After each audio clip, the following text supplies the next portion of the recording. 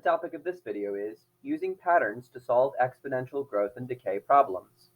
Let's look at a problem. Problem 6.8.1. Complete the missing rows of both tables. Interpret the number of tadpoles after 12 days. Using the short way, can you tell how many tadpoles there were at 7 days? Okay, so let's begin by completing the missing rows of both tables. Let's go back up to table 1. We know that for table 1, the adder, A, was 1. So in the column amount of time, for each new row, we just have to add 1 hour. So this next cell of our table, we would write 6 hours. In terms of amount of medicine in the bloodstream, we notice that the decay pattern is to divide by 3. So we use our calculators, and 1 divided by 3 is 0.333333. And when a decimal digit repeats, the way we can deal with that is by putting a little bar over the repeating digit or digits. So in this instance, I'm going to create an equation. I'm going to put in 0.3, and then using my accent tool, I'm going to put a little bar above the 3 to indicate that the decimal value for that continues forever. So we have 0.3 bar milligrams. All right, next row of the table. Again, the adder A is 1. Adding 1 takes us to 7 hours. And when you do 0.3 repeating and you divide it by 3, you get 0.1 repeating. So I'm just going to do a quick copy paste here. And then I'll adjust the value here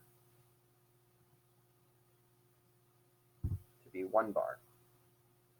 Okay, so there we go. We've now completed the table, and this has allowed us to predict further into the future. We know the amount of medicine in the bloodstream for 6 hours and 7 hours. Let's move on to table 2. All right, with table 2, we had an example of exponential growth.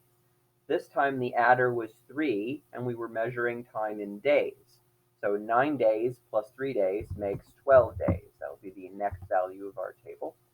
And when we were measuring the number of tadpoles, we were using the multiplier 1.5.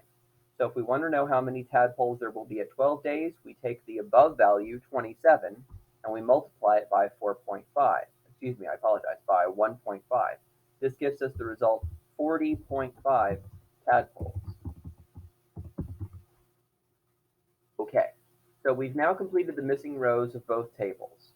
Next, we will interpret the number of tadpoles after 12 days. Is it possible to have 40.5 tadpoles? The answer is no.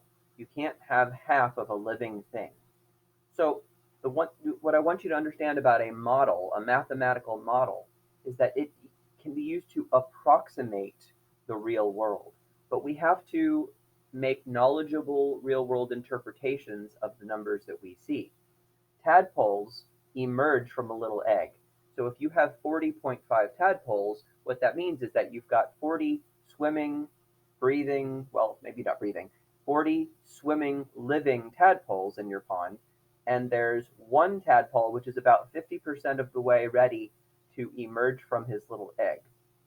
So if I asked you how many actual tadpoles there were, you would say 40, because the 0.5 represents a tadpole that has not emerged yet.